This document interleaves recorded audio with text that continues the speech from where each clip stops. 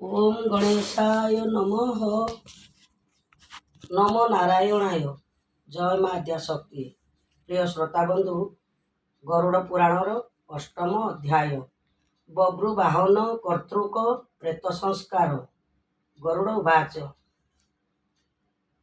पुण पुण पादे पड़ी गरुड़ विनये श्रीहरि चरण जुगे लगाइण लये मानव मानक उपकार पाई पुणी पचारे कमलापति हृद पद्मे गुणी जे मु प्राणी दोष करी थाए मर्त्यपुरे अन्ते नरक जंत्रणा भोगे जमपुरे जेउ पाप पाई जेउ दंडमान अछि कला कर्म भुंजंतीब लई सिरि बची माया संसारे जनमी विषयार छरे उन्मत होई जीव पड़ई नरकरे सुख विनिमय दुख भोगई अपार भल मंद विचार न करे दुराचार किपरि जीव उद्धार हेब ए बंधनु शुणी कमलापति तुम्भर बदनु एते कही गड़ खाली होइण शोइला श्रीहरि पद पद्मरे नमस्कार कला।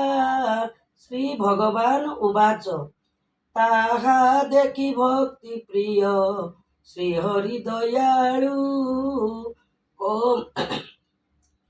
कोमल वचने आश्वासिले जे कृपालु जाहा पचारिलु ताहा बुझाई कहिबी तोहर मनरु बाबू संशय नासिबी कला कर्म मानसिना हुई विचार कर्म दोष जीव भबू न हुए उदार आहे वैनतेय जेहु पर उपकार संदेहरे करे एहा कुमतिर सार पुत्रवंत धनवंत दान ध्यान करी तीर्थ व्रत करी जाए मायारु निस्तरी पुराण शुणी बनीति संकल्प को करी साधु संत माने सेवा करिब विचारी साधु जनकर वाक्य अटई अमृत शिव पूजा श्रद्धारे करिब दृढ़ चित शिव करे पुत्र हुई जे से कूଳରେ शिव बरे पुत्र जन्म हुई कूଳରେ वंश रक्षा करी कूल उदाहरण करे गर्भवती नारी जेबे पुराण शुणई गर्भस्थ संतान नरक दुख निस्तरई गर्भे पूजनाल रक्ते घाटी हेउताई पुराण बाणी श्रवणे पाप क्षय होई गर्भवती जदि हरि कीर्तन शुणई पाप मुक्त होई धर्म बंत से हुई करिଥିବା पाप मान तार हुए दूर संसार मायारु जीव हुई निस्तार गोटिए साधु पुत्र रे कोटि पाप नाश पितृ मातृ कूल कुशे उधारे अवश्य हरि नाम संकीर्तन देवी देवार्चन करी निजे मुक्त होई तारे पितृजन वेद विद्या पाठ पुणी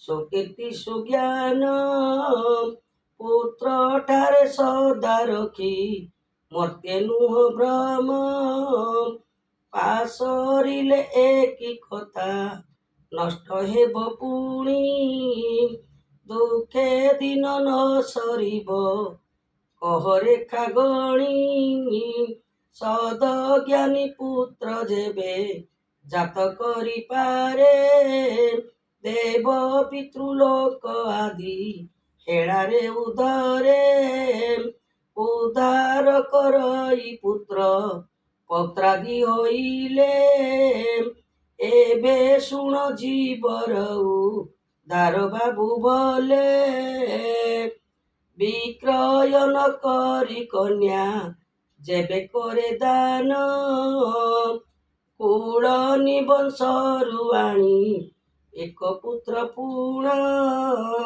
श्रीहरि स्मरण करी कन्यादान कले महातीर्थ पुण्य मान तत्क्षणे मिले से कन्या गर्भरु पुत्र कन्या हेले जात ऊर्ध्वरे अवश्य नरकु देई कुक्ष क्षत पिंडर कारण सेही तीर्थ स्नान करी नरकरु पितृ पितांकु नियंती निस्तारी कन्यादान विधि मान कौछि आबर आपणा गोत्र को छाड़ी आन गोत्र बर निज जात कर्म गुरु बर को आणिब सुबेल लज्जारे पुणी विवाह कराइब पाणी ग्रहण समय विवाह न कले अधगति हुए ଏହା ଜାଣିଥାଅ ଭଲେ ନ ଜାଣି ଯଦ୍ୟପि କନ୍ୟା ଗ୍ରହଣ କରିବ ଜାଣିଲେ ତାହାକୁ କାଳେ ବର୍ଜନ କରିବ ଆପଣା କୂଳରେ କନ୍ୟା ଗର୍ଭେ ପୁତ୍ର ହେଲେ ସପ୍ତ ପୁରୁଷ ଉଦ୍ଧାର କରେ ସେହି ଭଲେ ଜଳ ପୁଷ୍ପକୁ ସତିଳେ କରିଲେ ତର୍ପଣ ପିତୃକୂଳ ମାତୃକୂଳ ଉଦ୍ଧାରଇ ପୁଣ ତାହାର ପାପ ସମୂହ ଖଣ୍ଡନ ହୁଅଇ ଦିନକୁ ଦିନ ତାହାର ପୁଣ୍ୟ ବିରାଜଇ ମୃତ୍ୟୁ ଆଦି ଦଶ କ୍ରିୟା କର୍ମ ମାନ କହି ସେ ସମସ୍ତ ଖଗପତି ଶୁଣ ମନ ଦେଇ ପିତା ମଲେ ପୁତ୍ର କରେ ପ୍ରେତ କର୍ମ ମାନ ମୃତାହତେ ପୂଜା ଦାନ ଧର୍ମ କର୍ମ ମାନ ପୁରାତନ ଆଖ୍ୟାନ ମୁଁ କହୁଛି ଗୋଟିଏ ଶୁଣ ପକ୍ଷୀ ବର ତାହା ମନ କରିଥଏ ପୂର୍ବେ ତ୍ରେତା ଯୁଗେ ଏକ ପକ୍ଷୀ ବର ଥିଲା ବଭ୍ରୁବାହନ ରାଜାଙ୍କ ଆଗେ ସେ କହିଲା ସେ ବଭ୍ରୁବାହନ ରାଜା ଅତ୍ୟନ୍ତ ଧାର୍ମିକ ନାନା ଧର୍ମ ନୀତି ପ୍ରତି କରଇ ଅନେକ ଧର୍ମର ପ୍ରଭାବେ ରାଜ୍ୟ ପ୍ରଜାମାନେ ସୁଖେ କାଳ କାଟନ୍ତି କଦାପି ନ ପଡ଼ନ୍ତି ଦୁଃଖେ ଧର୍ମ ପୁରାଣ ଶ୍ରବଣ ରାଜନ କରଇ ବଳିଷ୍ଠ ପଣରେ ତାଙ୍କୁ ସରିସମ ନାହିଁ ସବୁ ରାଜାଙ୍କ ଉପରେ ଅଟେ ମହାରାଜା ବେଦ ବିଦ୍ୟା ଧନୁର୍ବିଦ୍ୟାରେ ସେ ପାଏ ପୂଜା କୁଳ ଶ୍ରେଷ୍ଠ ବଳ ଶ୍ରେଷ୍ଠ ବୁଦ୍ଧି ଶ୍ରେଷ୍ଠ ସେଇ ଧର୍ମ ଶାସ୍ତ୍ରାଦିରେ ସଦା ମନ ରହିଥାଇ ବ୍ରାହ୍ମଣ ବୈଷ୍ଣବ ନେଇ ଅତିଥି ସତ୍କାର ବିଧି ମତେ କରେ ରାଜା ମନ କରି ସ୍ଥିର ଦେବାର୍ଚ୍ଚନା କରି ଜ୍ୟୋତି ହୋମ ଆଦି କରେ ନୀତି ପ୍ରତି ସ୍ୱର୍ଣ୍ଣ ଦାନ ନିଏ ପ୍ରଭାତରେ ପ୍ରଜା ମାନଙ୍କୁ ପାଳଇ ପୁତ୍ର ପ୍ରାୟ କରି ପତ୍ନୀ ବିନା ନୟନେନ ଦେଖେ ଅନ୍ୟ ନାରୀ যতি পরিকাম করে ধর্মে কর্মে মন পাপ অনুসারে দণ্ড করই বিধান সকল কার্যরে রাজা অটই নির্দোষ প্রজা পাଳନରେ রাজা অত্যন্ত ହରସ ମୃଗୟା କରିବା ପାଇଁ ସଙ୍ଗେ ଘେନି ପ୍ରଜା ବନସ୍ତରେ ପ୍ରବେଶିଲେ ସେହି ମହାତେଜା ଦିନେ ପ୍ରବେଶ ହୋଇଲେ ଘୋରତର ବନେ ମୃଗୟା କରିବା ପାଇଁ ଆନନ୍ଦିତ ମନେ নানা বৃক্ষলতা গুড়মে বন শোভা বন সুবাস পবন তৈ করে বিচরণ নানা জাতি মৃগ সেই বনস্তে ক্রীড়ন্তি নানা পক্ষী গণ ধীরে পূজন କରନ୍ତି ଚାହିଁଲା ନୃପତି ଏକ ମୃଗ ଅଛି ଦୂରେ ତାହାକୁ ଦେଖିଣ ରାଜା ବିଚାରେ ମନରେ ଏହି ମୃଗକୁ ବଧିଲେ ହୋଇବ ଆହାର ପ୍ରଜାମାନେ ମୋର ତୁଷ୍ଟ ହୋଇବେ ଆବର ଏହିପରି ଭାବି ରାଜା ଗୁଣ ଚଢ଼ାଇଲା ତନୁରେ ସର ସଂଯୋଗ ବେଗେ ଛାଡ଼ିଦେଲା ବାଣର ଶବଦ ଶୁଣି ପଳାଇଲା ମୃଗ ଗହନ ବନରେ ଯାଇ ପ୍ରବେଶିଲା ବେଗ ତାହା ଦେଖି ରାଜା କହେ ମୃଗ ପଳାଇଲା ଧର ଧର ବେଗ କରି ଅରଣ୍ୟ ପଶିଲା ନାରୀ ଗଣ ଖୋଜୁଛନ୍ତି ଚାର ଗଣ ଖୋଜୁଛନ୍ତି ଖୋଜନ୍ତି ନରେଶ ବାଣାଘାତେ ପଳାଇଲା ମୃଗ ବନ ଦେଶ ଝର ପ୍ରାୟ ପଥ ମଧ୍ୟେ ରୁଧିରର ଧାର ପଡ଼ିବା ପଥରେ ଖୋଜି ଯାନ୍ତି ନରେଶ୍ୱର ପାତ୍ର ମନ୍ତ୍ରୀ ଡଗର ଯେ ଚାର ପ୍ରଜା ଗଣ ନ ଦେଖିଲେ ସେ ମୃଗକୁ ସେ ଅରଣ୍ୟ ସ୍ଥାନ ଫେରି ଆସି କହିଲେ ସେ ନ ପାଇଲୁ ଲେଶ କେଣେ ଅଦୃଶ୍ୟ ହୋଇଲା ମୃଗ ବନ ଦେଶ ସରାଘାତେ ମୃଗ ଦେହୁ ବହିଛି ରୁଧିର ପଳାଇବା ପଥେ ତାହା ଦେଖିଲେ ନେତ୍ରର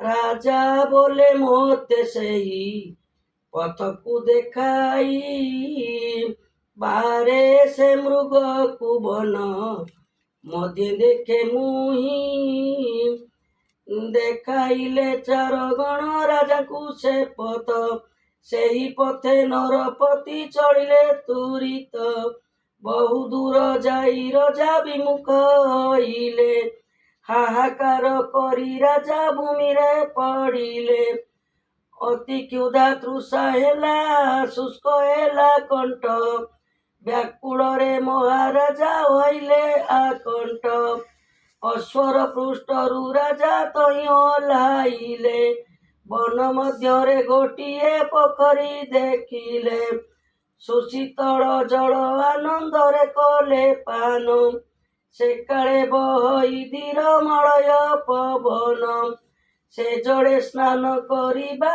ଇଚ୍ଛା କଲେ ନୃପ ଶ୍ରମ ହରଣ ହୋଇବ ଇଚ୍ଛା କଲେ ଭୂପ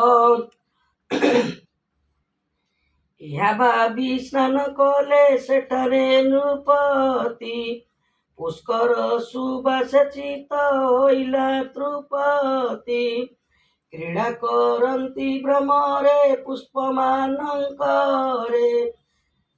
सुतव कूड़रे पिक कुराब करे सुगंधरे बनजाक चटी उठाई नाना पुष्पर सुबास कहित नुहाई बट वृक्ष देखि राजा ता तले शयन से वृक्ष रे निवसन्ति भूत प्रेत गण वृक्षे आरोहीण राजा अपूर्व मूरति देखिले वायु बेगरे करुअछि गति देखि नरेश आश्चर्य होई विचारिले ए रूप वन मध्यरे काहु संभविले बाबू बाबू प्रेत मूर्ति वृक्षे लालीन निशब्द होइला तहु पक्षींक कूजन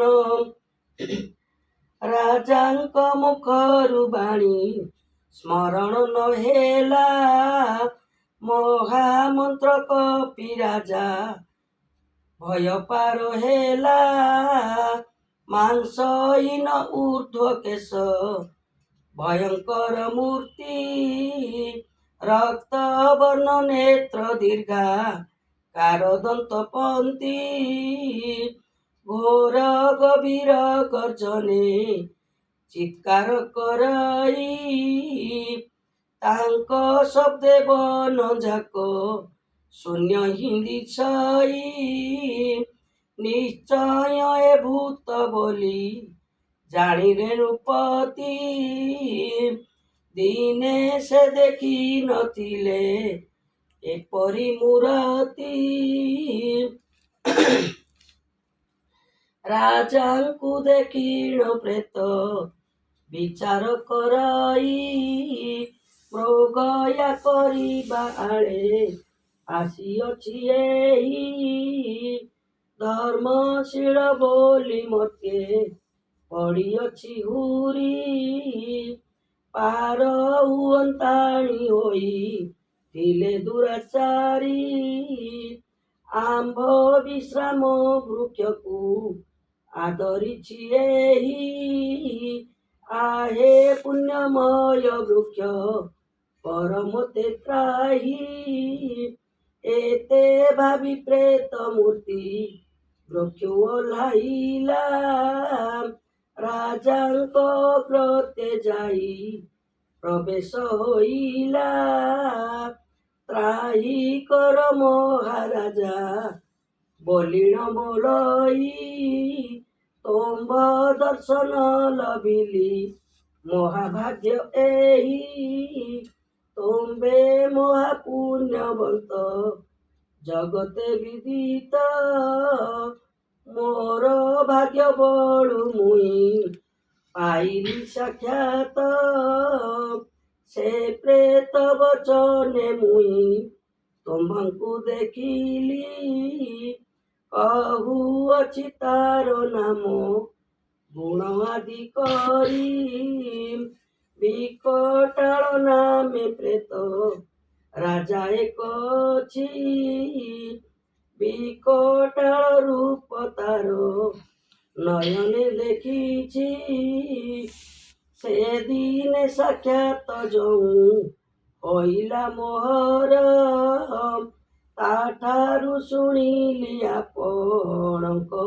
समाचार आपणक जोगे मोर भाग्योदय हेब ताहाठारु शुणिअछि ए वचन ध्रुव एते कही अत्यंत भी नई होई सेही प्रार्थना बाके राजांकु संतोष करई आहे दंडधारी मोर जन्म सफल कही पड़िला से प्रेत राजा पाद तल राजो बाच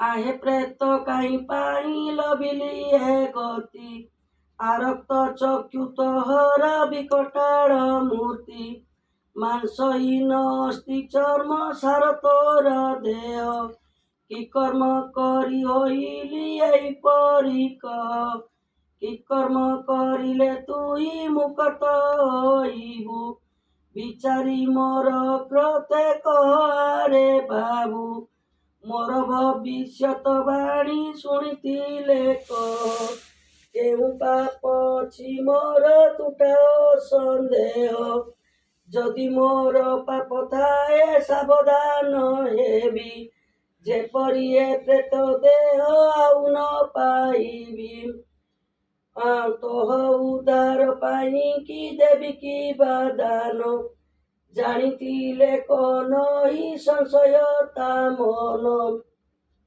ପ୍ରେତ ଉବାଚ ଶୁଣି ପ୍ରେତ ସାଧୁ ବାଣୀ କହନ୍ତି ବିନୟେ ଶୁଣିବା ପୂର୍ବ ବୃତ୍ତାନ୍ତ ଆହେ ନର ରାୟେ ଅତି ଗରିଷ୍ଠ ପାପ କରିଅଛି ମୁଇଁ କେବଳ ତୁମ୍ଭ ଦୟାରୁ ମୁଇଁ ହେବି ତ୍ରାଇ ବୈଦେଶ ନାମ ନଗରେ ଅଟେ ମୋ ନିବାସ ବହୁ ଧନ ମୋର ତ ଥିଲା ନର ଈଶ ଦାନ ଧର୍ମ ତୀର୍ଥ ବ୍ରତ ପୁରାଣ ଶ୍ରବଣ ହେତୁ ମିଳିଥିଲା ମତେ ବହୁତର ଧନ ଧର୍ମଶୀଳ ବୋଲି ମତେ ନରରେ କହନ୍ତି ଧର୍ମଶୀଳ ବୋଲି ମତେ ନଗରେ କହନ୍ତି ରାଜା ମଧ୍ୟ ମୋ ସମାନ ପୂଜା ନ ପାଆନ୍ତି ଗୃହ ମଣ୍ଡପ ଯେ କୂପ ତଳା ଗାଦି ପୁଣ ଦେବତା ମନ୍ଦିର ମାନ ଯତନେ ନିର୍ମାଣ ବେଦ ବିଦ୍ୟାରେ ନିପୁଣ ଥିଲି ମଧ୍ୟ ମୁହିଁ ଜ୍ଞାନୀ ପଣେ ସମସରି ଜଗତେ କେ ନାହିଁ ଶତ ଶତ ବ୍ରାହ୍ମଣ ବସିଣ ମଣ୍ଡପରେ ନିରନ୍ତର ପୁରାଣ ପଢ଼ନ୍ତି ଭକ୍ତି ଭରେ ଜ୍ଞାତି ବନ୍ଧୁ ବାନ୍ଧବଙ୍କୁ ନିଜ ପରି ଜାଣି ସୌମିଷ୍ଟ ଖାଦ୍ୟ ଦ୍ରବ୍ୟରେ ସନ୍ତୋଷଇ ପୁଣି ନିର୍ଧନ ଜନକୁ ଧନ କରେ ବିତରଣ ବସ୍ତ୍ରହୀନେ ସୁବସନ କରେ ମୁହିଁ ଦାନ ପଶୁ ପକ୍ଷୀ ଠାରୁ ମନୁଷ୍ୟାଦି ଯାବେ ଜିତି ପଶୁ ପକ୍ଷୀ ଠାରୁ ମନୁଷ୍ୟାଦି ଯିବେ ଜିତି ଭୋଜନ ସନ୍ତୋଷ ପିଣ୍ଡେ ପିତୃଙ୍କୁ ତୃପତି ବିବାହ ଦିବସେ ଦେଖ ଅନିବାହୀ କନ୍ୟା କନ୍ୟା ଦାନ ଦିଏ ଅନୁ ରୂପକର ବିନା ଅନ୍ନ ଜଳ ଭୂମି ବସ୍ତ୍ର ସୁବର୍ଣ୍ଣାଦି ଦାନ ଉତ୍ତମ ବ୍ରାହ୍ମଣ ଡାକି ଦିଏ ପ୍ରତିଦିନ ବ୍ରାହ୍ମଣ ପାଦ ଉଦକ ଶିରରେ ଘେନଇ ଉପଯୁକ୍ତ ଦକ୍ଷିଣା ଦେ ଇଣ ସନ୍ତୋଷଇ ଅନ୍ଧ ବଧିର ଅକ୍ଷମ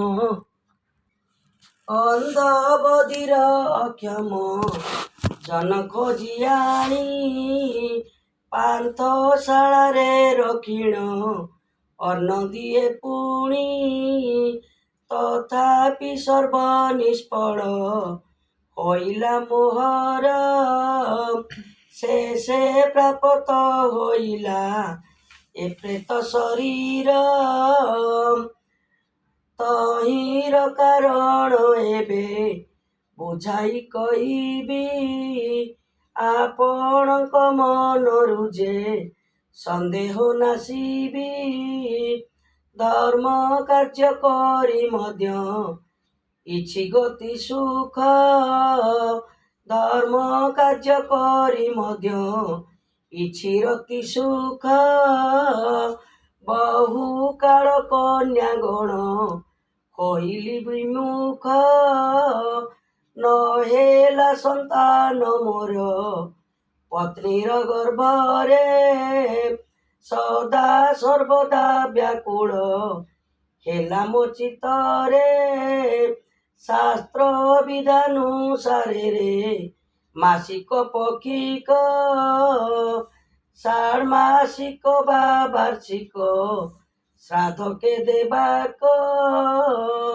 ମୃତାହ ପିଣ୍ଡ ପ୍ରଭୃତି କିଏ ଯେ ସେ ଦେବ ସେ ନିମନ୍ତେ ଚିତ୍ତେ ଜନମିବ ଖେଦ ଭାବ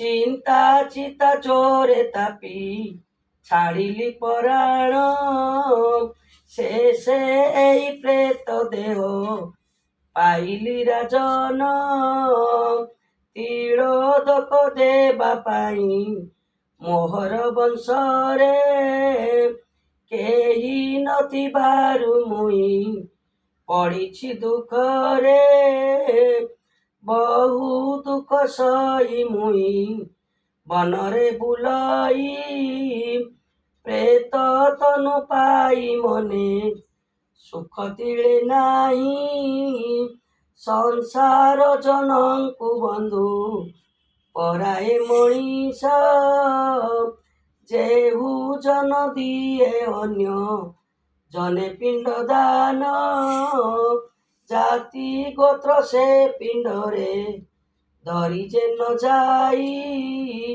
ନିଜେ ପ୍ରଜାପତି ଏହା ଶାସ୍ତ୍ରେ ଛନ୍ତି କହି ଦୟା ନାହିଁ ଯେବେ ତୁମ୍ଭେ ଦୟା ବହି ଯେବେ ତୁମ୍ଭେ ଜଳ ତିଳ ଦାନ ଦେବ ଏ ଅଧମ ପ୍ରେତେ ହେ ବିଜ୍ଞ ରାଜନ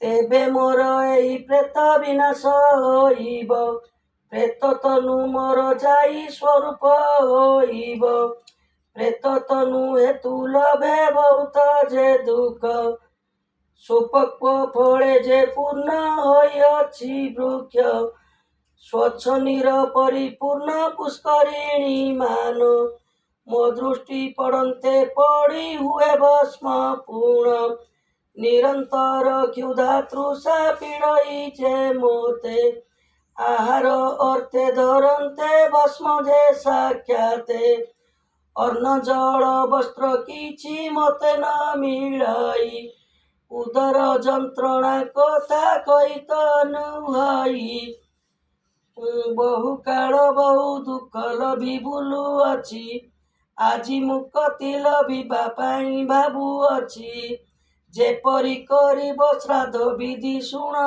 ରାଜା ଦେବତା ମାନଙ୍କୁ ତହିଁ କରିବ ଯେ ପୂଜା ଦେବାଳୟ କିମ୍ବା ନିଜ ଗୃହର ମଧ୍ୟରେ ଛାୟା ମଣ୍ଡପ ନିର୍ମାଣୀ ଯତନ ଭାବରେ ପୂର୍ଣ୍ଣ ଘଟ ଏକ ତହିଁ ସ୍ଥାପନ କରିବ ବିଧିରେ ପଞ୍ଚ ଦେବତା ତହିଁରେ ପୂଜିବ ଗୋପ୍ୟ ଘୃତେ ହୋମ ତହିଁ କରିବ ସୁଚିତେ ଶ୍ରାଦ୍ଧ ବିଧି କି କରିବ ଶ୍ରଦ୍ଧାର ସହିତେ ଅଥବା ଷୋଡ଼ଶ ଦିନ ବିଧି ଅନୁସାରେ ଉତ୍ତମ ବ୍ରାହ୍ମଣ ଡାକି ଦେବ ସୁଚିତରେ ପ୍ରେତ ନାମ ଗୋତ୍ର ପଢ଼ି ସଂକଳ୍ପ କରିଣ ତୁଳସୀ କୁଶ ତଣ୍ଡୁଳ ତିଳ ଜବ ପୁଣ ନିକ୍ଷେପି ସେ ଦାନ ମାନ ବ୍ରାହ୍ମଣେ ଅର୍ପିବ ବିଧି ମତେ ଶଯ୍ୟା ଦାନ ବ୍ରାହ୍ମଣଙ୍କୁ ଦେବ ବିଷ୍ଣୁ ସ୍ୱରୂପରେ ପୂଜି ବ୍ରାହ୍ମଣ ଦେବତା ଗନ୍ଧ ପୁଷ୍ପ ଧୂପ ଦୀପ ଆଦି ବିଧି ଯଥା ବିଷ୍ଣୁ ପୂଜା ଅଧିବାସ ବିଧି କି କରିବ ଶ୍ରୀଧର ସ୍ୱରୂପ ପୂର୍ବେ ପ୍ରାର୍ଥନା କରିବ ଦକ୍ଷିଣାରେ ମଧୁଆରୀ ବାମନ ପଶ୍ଚିମେ ଗଦାଧର ଉତ୍ତରରେ ମଧ୍ୟ ପିତୃଗଣେ ଆବାହନ ସଂସ୍ଥାପନ ଆସନ ସହିତେ ପାଦାସନ ଧୂପଦୀପ ନୈବେଦ୍ୟାଦି ଯେତେ ମନ୍ତ୍ର ପୁଷ୍ପ ଫଳମାନ ସମର୍ପିୟାନନ୍ଦେ ବିଷ୍ଣୁ ସ୍ମରି ପ୍ରଦକ୍ଷିଣ କରି ଗଦ ଗଦେ ସ୍ତୁତି ବାକ୍ୟେ ମୁରାରୀଙ୍କୁ ସ୍ତୁତି ଯେ କରିବ ପ୍ରମାଣ କରି ପ୍ରେତର କଲ୍ୟାଣ ଇଛିବ ପିତୃପିତାମହଙ୍କର ସ୍ୱରୂପକୁ ଧ୍ୟାଇ ସନ୍ତୋଷ କରିବ ସ୍ତୁତି କରି ଶ୍ରାଦ୍ଧ ଦେଇ ପିଣ୍ଡାନ୍ତେ ଶକ୍ତିର ଅନୁସାରେ 10 ଦାନ ବ୍ରାହ୍ମଣଙ୍କୁ ସୂଚିତରେ ଦେବ ହେ ରାଜନ ଏହିପରି ଶ୍ରାଦ୍ଧ ବିଧି କରିବ ଯଦ୍ୟପି ମୋହର ଉଦ୍ଦେଶ୍ୟ ରାଜା ନିସ୍ତରିବ ପାପୀ ଦୟା କରି କର ମୋର ଏହି ଉପକାର ଅନ୍ତିମେ ମୁକ୍ତି ତୁମ୍ଭେ ପାଇବ ନିକର ରାଜବାଚ ପ୍ରେତ ଘଟ ବ୍ରାହ୍ମଣଙ୍କୁ କାହିଁକି ଦିଅନ୍ତି ସେ ଦାନରେ ପ୍ରେତ କିମ୍ବା ମୁକ୍ତି ଲଭନ୍ତି ତାହାର କାରଣ ମୋତେ ବୁଝାଇ କହିବ ମୋହର ମନରୁ ତୁମ୍ଭେ ସଂଶୟ ଦହିବ ପ୍ରେତ ଘଟ ବିଧି ବୁଝାଇଣ ମୋତେ ନ ଜାଣେ ମୁଁ ତାହା କେନେ କରିବି ସାକ୍ଷାତେ ଜାଣିଥିଲେ ମୋର ଆଗେ କପଟ ନ କରି କହିଲେ କରିବି ନିଶ୍ଚେ ବ୍ରାହ୍ମଣ ହକାରୀ ପ୍ରେତ ଉବାଚ ଶୁଣ ନରପତି ତେବେ ତହିଁର ବିଧାନ ସେ ଘଟ ଗୋଟିକ ହେବ ଧାତୁରେ ନିର୍ମାଣ ଶୁଦ୍ଧ ସୁବର୍ଣ୍ଣ ବା ରୌପ୍ୟ ତାମ୍ର ବା ପିତ୍ତଳେ କିମ୍ବା ପଞ୍ଚ ଅଷ୍ଟ ଧାତୁ ଯାହା ଯାକୁ ମିଳେ ସେ ଘଟରେ ଦଗ୍ଧ ଦଧି ଘୃତ ମଧୁ ଦେଇ ଶର୍କରୀ ନିକ୍ଷେପି ପଞ୍ଚାମୃତ ଯତ୍ନେ ବିହି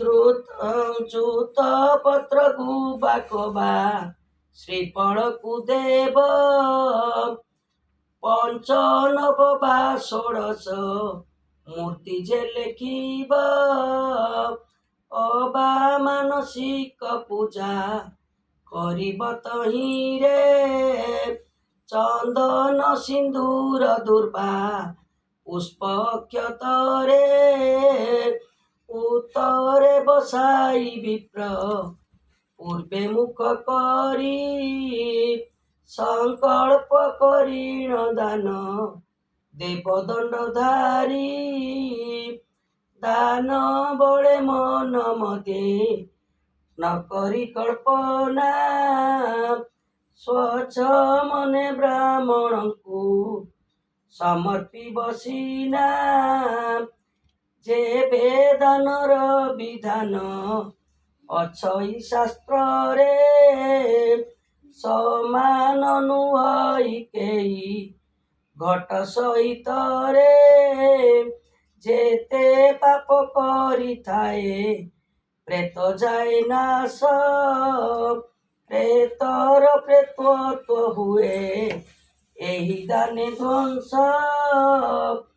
ଗତି ମୁକ୍ତି ଲଭିବଇ କୁଣ୍ଠରେ ବସଇ ରୁଚି ମାନେ ଶାସ୍ତ୍ରାଦିରେ ଏହାଛନ୍ତି କହି ଶୁଣିଲ ତ ନରପତି ମୋହର ବଚନ। ପ୍ରେତ ଘଟ ଦାନ ରଟି ଯେପରି ବିଧାନ। ଜହି ଦୟା ମୋର ଠାରେ ଚିତରେ ହୁଅଇ ଉଦ୍ଧାର କର ଏ ଦୁଃଖ ପିଣ୍ଡ ଦାନ ଦେଇ। ନାସିବ ମୋର ଦୁଃଖ ହେବ ତବ କୀର୍ତ୍ତି। ଅନ୍ତିମେ ବୈକୁଣ୍ଠେ ତୁମେ ବସିବ ତଡ଼ତି। ଭଗବାନ ଉବାଚ ଶୁଣ ଆହେ ଦୈନ ସୁତେୟ ଏ ପୁଣ୍ୟ ଚରିତ। ଶୁଣିଲେ ପାତକ ନାଶ ହଇବ ନିଶ୍ଚିତ। ପ୍ରେତବାଣୀ ଶୁଣି ରାଜା କହି ବଚନ ନିଶ୍ଚୟ କରିବି ମୁଇଁ ଶ୍ରାଦ୍ଧ ବିଧିମାନ। ଏହା ଶୁଣି ପ୍ରେତ ତହୁଁ ଘରେ ଚଳିଗଲା। ବହୁ ମୂଲ୍ୟ ମଣି ଏକ ତତ୍କ୍ଷଣେ ଆଣିଲା। ବିନୟ ହୋଇଣ ତହୁଁ କହିଲା ରାଜନେ ଦୟା କରି ପ୍ରେତ ରୂପେ ଅଛି ଦିନହୀନେ। ତୁମ୍ଭର କୃପା ହୋଇଲେ ଏ ଦୁଃଖ ତରିବି। ପ୍ରେତ ତନୁ ଛାଡ଼ି ଦିବ୍ୟ ଦେହ ମୁଁ ପାଇବି। ଚିରଦିନ ତୁମ୍ଭଠାରେ ରହିବି ମୁଁ ଋଣୀ। ତୁମ୍ଭେ ଯେଣୁ ହେବ ମୋର ମୋକ୍ଷର କାରେଣୀ। ଏହିପରି ବାରମ୍ବାର କହି କରି ପ୍ରେତ ଅନ୍ତର୍ଧ୍ୟାନ ହୋଇଲା ସେ ଚଳିଲା ତୁରିତ। ତହୁଁ ରାଜା ହୃଦ ମଧ୍ୟ କରନ୍ତି ବିଚାର। ଏହି ବୃକ୍ଷ ରାଜା ଗୋଟୁ ମୁଁ ହୋଇବି ପାର। ଇହ ପର ଜନ୍ମ ପାପ ବିନାଶିବି ମୋର। କଳ୍ପ କଳ୍ପାନ୍ତେ ନହିବ କେଶ ମାନ ୟାର। ମୋର ଚାର ପ୍ରଜା ସୈନ୍ୟ ରହିଲେ କେଉଁଠି। ରତି ସାରଥି କୋଟକ କାହିଁ ଅବା ଭେଟି। କିଏ ଅବା ଫେରିଣ ଗଲେ ମୋତେ ନ ପାଇଣ। କହିଥିବେ ଯାଇ ମୋର ରାଜେ ବଚନ। ଦାସ ଦାସୀ ସହିତରେ ରାଣୀଏ କାନ୍ଦିବେ। ମୋହର ବିହୁନେ ସର୍ବେ ଅନ୍ଧାର ଦେଖିବେ। କିଏ ଅବା ସୈନ୍ୟ ସାମନ୍ତ ମୋତେ ଖୋଜିବାକୁ। ପୁନର୍ବାର ଆସିଥିବେ ଏ ବନ ଦେଶକୁ। ଖୋଜୁଥିବେ ଗହନ କାନନେ ପଶି ମୋତେ। ପର୍ବତ ଗୁମ୍ଫା ସହିତେ ବନ ଅଛି ଯେତେ। କେଉଁ ବାଟେ ଯିବି ଅବା ପଥ ନ ଦିଶଇ। କି ବୁଦ୍ଧି କରିବି ଏବେ ବୁଦ୍ଧି ନ ଦିଶଇ। ଏହିପରି ଭାବୁ ଭାବୁ ଅଶ୍ୱାରୋହୀ ଚାରି। ପାଦ ଚିହ୍ନ ଦେଖି ଖୋଜୁ ଛନ୍ତି ବନେ ଘୂରି। ରାଜାଙ୍କ ନିକଟେ ଆସି ମିଳିଲେ ତତ୍କ୍ଷଣ। ସାରଥୀର ମୁଖ ଦେଖି ଉଠିଲେ ରାଜନ। ବୋଇଲେ ସାରଥି ଅଶ୍ଵ ଯୋଚ ବେଗେ ତୁହି। ଶିକାର କରିବା ଆଉ କାର୍ଯ୍ୟ ମୋର ନାହିଁ। ଗୃହକୁ ଫେରିବା ମୂଳ ଅଟଇ ମୋହର। ପ୍ରେତ କଥା ଶୁଣି ହୁଏ ବ୍ୟାକୁଳ ଅନ୍ତର।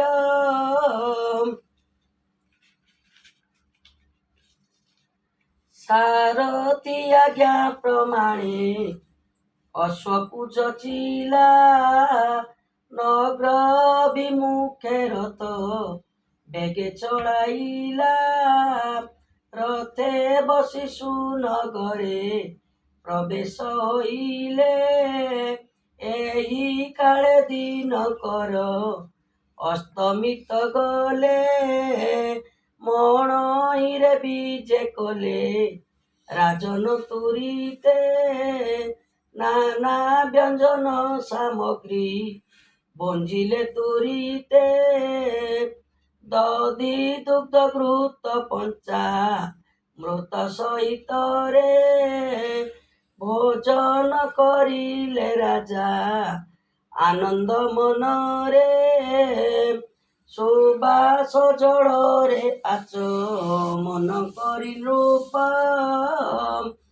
କର୍ପୂର ତାମ୍ବୁଳ ଲାଗି ହୋଇ ମୁଞ୍ଚି ତାପ।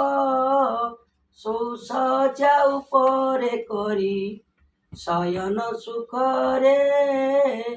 ବନଶ୍ରମ ନିବାରିଲେ ଯେତେ ଲଭିଥିଲେ। ରାମ ରାତି ପ୍ରଭାତିଲା ଯଥା ସମୟରେ। ପୂର୍ବ ଦିଗେ ତପନ ଉଇଁଲେ ଯଥା କାଳେ। ନିଦ୍ରା ଭାଜିଲା ନୃପତି ଉଠିଲେ ଝଟତି। ପ୍ରେତ କଥା ସ୍ମରି ରାଜା ବିଚାର କରନ୍ତି। ମଣିକିଆ ଦେଶ ଦେଲେ ପାତ୍ର ମନ୍ତ୍ରୀ ଜ୍ଞାନ୍ତି। ପ୍ରଜା ସହିତରେ ଶୀଘ୍ର ଡକାଏ ମନ୍ତ୍ରୀ। ଆଜ୍ଞା ପ୍ରମାଣେ ଆସିଲେ ହୋଇ ଜଣ ଜଣ। ଦେଖୁ ଦେଖୁ ସଭାସ୍ଥାନ ହେଲା ଲୋକାରଣ୍ୟ। ପ୍ରେତ କହିଥିବା କଥା ଗୋଟି ଗୋଟି କରି ବୁଝାଇ କହିଲେ ରାଜା ବିଧାନ ଯେପରି। ଶୁଣି ସର୍ବେ ଆନନ୍ଦିତ ହୋଇଲେ ବହନ। ପ୍ରେତ ଶ୍ରାଦ୍ଧ କରିବାକୁ କଲେ ଆୟୋଜନ। ଦେବଜ୍ଞ ବ୍ରାହ୍ମଣ ମାନ ଡକାଇ ଆଣିଲେ। ପ୍ରେତ କହିବା ପ୍ରକାରେ ପିଣ୍ଡ ଦାନ ଦେଲେ। ଷୋଡ଼ଶ ଦାନ ଯେପରି ଶାସ୍ତ୍ରେ ଅଛି ବିଧି। ମନ୍ତ୍ର ଉଚ୍ଚାରି ବ୍ରାହ୍ମଣେ କରାଇଲେ ସିଧି। ସର୍ବଶେଷେ ଘଟ ଦାନ କରିଲେ ନୃବର। ଉତ୍ତମ ବ୍ରାହ୍ମଣ କରେ ଅର୍ପିଲେ ସତ୍ୱର। ଉପଯୁକ୍ତ ଦକ୍ଷିଣାଟି ପାଇଲେ ବ୍ରାହ୍ମଣେ। ଆଶୀର୍ବାଦ କରି ଗଲେ ଯେ ଯାହା ଭୁବନେ। ଦିବ୍ୟ ଅନ୍ନ ବ୍ୟଞ୍ଜନରେ ପ୍ରଜା ସହିତରେ। ପାତ୍ର ମନ୍ତ୍ରୀ ଜ୍ଞାତିକୁ ଯେ ସନ୍ତୋଷୀ ଶ୍ରଦ୍ଧାରେ। ବିଧି ଅନୁସାରେ ସେହୁ ପ୍ରେତ କୃତ୍ୟ କଲେ। ପ୍ରେତ ଦେହ ଛାଡ଼ି ସେହି ମୁକ୍ତି ଲଭିଲେ। ଅନନ୍ତରେ ରାଜା ନିଜ ପିତୃଙ୍କ ଉଦ୍ଦେଶ୍ୟେ। ଯଥା ବିଧି ଦାନ ମାନ କରିଲେ ହରଷେ। ସର୍ବଶେଷେ ସଭା କରି ରାଜନ କହନ୍ତି। ପୂର୍ବ ଭାଗ୍ୟ ବଳେ ଫଳ ଫଳିଲା ସମ୍ପ୍ରତି। କ୍ଷତ୍ରିୟ ଅଭିମାନରେ ଗଲି ମୃଗୟାକୁ। ମୃଗ ଗୋଡ଼ାଇ ବନରେ ଦେଖିଲି ପ୍ରେତକୁ। ଅପୂର୍ବ ଚରିତ ତାର ମୁଖରୁ ଶୁଣିଲି। ମୋହର ମନରୁ ବହୁ ସଂଶୟ ନାଶିଲି। ପିତା ଯଦି ପାପ କାର୍ଯ୍ୟ କରିଥାନ୍ତି ହେଳେ। ପୁତ୍ର ପ୍ରେତ କାର୍ଯ୍ୟ କଲେ ନିସ୍ତରନ୍ତି ଭଲେ। ପିତୃ ମାତୃ ପ୍ରେତ କାର୍ଯ୍ୟ ଯେବେ କରେ ପୁତ୍ର। ଅନ୍ତେ ବୈକୁଣ୍ଠେ ବସନ୍ତି ହଇଣ ମୁକତ। ପ୍ରେତ କୃତ୍ୟ ପୁତ୍ର ଯଦି ନ କରେ ହେଳାରେ।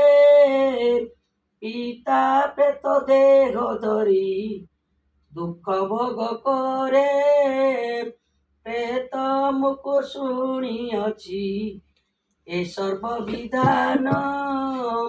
ତେଣୁ ସଂକଳ୍ପ କରିଣ ଶୁଣିବା ପୁରାଣ ପିତୃ ପକ୍ଷେ ପିତା କର୍ମ ତର୍ପଣ କରିବ ପିତୃ ପିତାମହ ମାତା ମହ ଉଦ୍ଧାରିବ ଅନ୍ତକାଳେ ବୈକୁଣ୍ଠରେ ବସିବ ନିୟତ ଏଥିରେ ସନ୍ଦେହ ନାହିଁ ତିଳେ କଦାଚିତ ଘେନ ସାଧୁ ଜନେ ଏଇ ଅପୂର୍ବ ଆଖ୍ୟାନ ନ ଧରମ ଦୋଷ ମୁଇଁ ନୁହେଁ ଜ୍ଞାନୀ ଜନ ସାଧୁ ମାନେ ପର ଦୋଷ ହୃଦେ ନ ଧରନ୍ତି ନିଜ ଗୁଣେ କ୍ଷମା ସେ ଯେ ସୁଚିତେ ଦିଅନ୍ତି ଗୁଣ ଥିଲେ ଗ୍ରହଣ କରନ୍ତି ଆନନ୍ଦରେ ନିରଖିର ମରାଳ ବ୍ରଣ ଯେନେ କରେ ସେହିପରି ଗୁଣି ଗୁଣ ଚିନି ବାଛି ନିଏ ଦୋଷ ମାନ ପଡ଼ି ରହେ ତାହାକୁ ନ ଚାହେଁ ଶ୍ରଦ୍ଧା ଚିତେ ପୁରାଣ ଯେ ଜନ ପଢ଼ନ୍ତି ବ୍ରାହ୍ମଣ ମୁଖରୁ ଅବା ସୁଚିତେ ଶୁଣନ୍ତି ପୁରାଣ ଶେଷରେ ଶକ୍ତି ଅନୁସାରେ ଦାନ ଅନ୍ନ ବ୍ୟଞ୍ଜନାଦି ଯେ କରିବ ବିତରଣ ବ୍ରାହ୍ମଣେ ଦକ୍ଷିଣା ଦେଇ ସନ୍ତୋଷ କରିବ ପୁରାଣ ଶୁଣିବା ଫଳ ନିଶ୍ଚୟ ପାଇବ ପୁରାଣ ଶୁଣି ଯେ ଜନ ଦକ୍ଷିଣା ନ ଦିଏ ଅନ୍ତିମେ ନରକେ ସେଇ ଜନ ପଡ଼ିଥାଏ ଶୁଣିଲଟି ପକ୍ଷୀ ବର ପିଣ୍ଡ ଦାନ ବିଧି ରାଜା ବବ୍ରୁ ବାହନ ପାଇଲା ମହାସିଦ୍ଧି ଯାହା ପଚାରିଲୁ ତୋତେ ବୁଝାଇ କହିଲି ତୋହର ମନରୁ ଏବେ ସଂଶୟ ଦହିଲି ଆଉ ଯଦି ଶୁଣିବାକୁ ଅଛି କିଛି ମନ ପଚାରିଲେ କହିବଟି ନଭାଳ ତୁଆନ ଏତେ କହି ଭଗବାନ ମୌନ ହୋଇଲେ ତାଙ୍କ ପାଦ ତଳେ ଯେ ଗରୁଡ଼ ଜୁହାରିଲେ ସେ ଶ୍ରୋତାବକତା ପାଦ ପଦ୍ମେ ଦେଇଛି ତ ଦ୍ୱିଜ ଆର୍ତ ତ୍ରାଣ ଦାସ ବିରଚିଲା ଗୀତ ଇତି ଶ୍ରୀ ଗରୁଡ଼ ପୁରାଣେ ନୈମିଷାୟୋପାଖ୍ୟାନେ ପିଣ୍ଡଦାନ ବିଚାरणं ନାମ ସପ୍ତମ ଅଧ୍ୟାୟ।